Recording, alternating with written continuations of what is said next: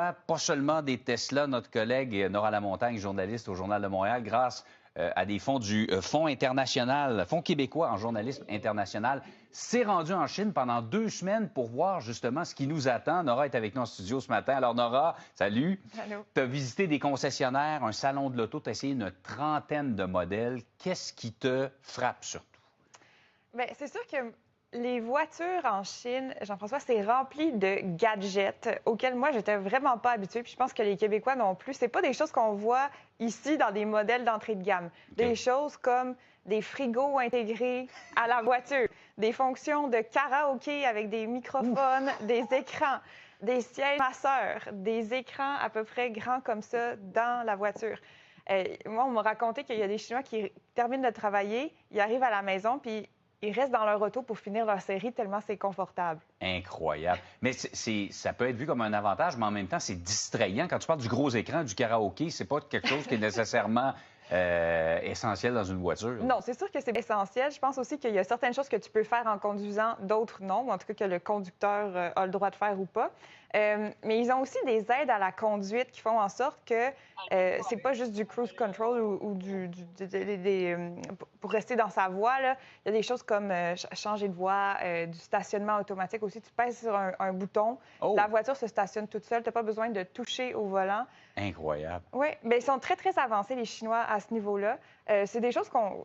Il y a des véhicules ici aussi qui offrent certaines de ces options-là. C'est ça, mais c'est les options les plus dispendieuses souvent ici. Là. Exact. Et on me disait qu'il y a certaines réglementations en cours au Canada qui font... On n'aura peut-être pas toutes ces fonctionnalités-là dans les véhicules qui vont arriver ici. Ça sera à voir selon lesquels on reçoit. Et tu as aussi essayé un taxi autonome, c'est ça? Sans conducteur. Sans conducteur. Un robot-taxi, ils appellent ça.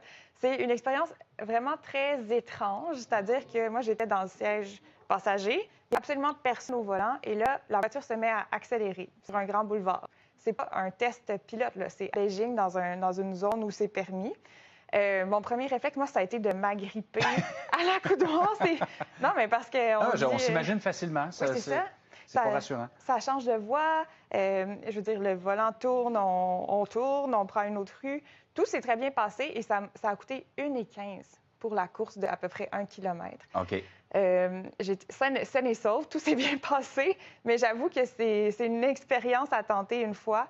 Il y en a certains aux États-Unis, hein, c'est pas seulement en Chine, il y en a aux États-Unis. C'est pas le cas au Canada, puis au Québec, c'est pas encore permis. Donc peut-être dans 10 ans, est-ce qu'on verra ça ici? C'est ça. Mais je l'aurais essayé là-bas. Oui, je sais, il y a Waymo, entre autres, dans la région de Los Angeles, qui fonctionne très bien. Mais tu as parlé d'un chauffeur de taxi, et ce qui serait un avantage ici, ces taxis-là contournent très bien les nids de poules, semble-t-il. Non, mais lui, il me disait que c'était pas tout à fait encore au point, qu'il était meilleur pour voir les roches ou les trous sur la route, donc il était pas trop inquiet. Il pensait pas que ça allait bouleverser l'industrie du taxi ou du Uber à court terme. Quand même. Alors, j'invite les gens à lire ton article aujourd'hui et demain également, ça se poursuit ce dossier sur cette visite en Chine. Se plongeons dans l'avenir. On va voir que nos véhicules, dans le fond, ils ont du chemin à faire avant d'arriver au niveau des Chinois, Oui. point de vue technologique. Merci, Nora. Ça fait plaisir.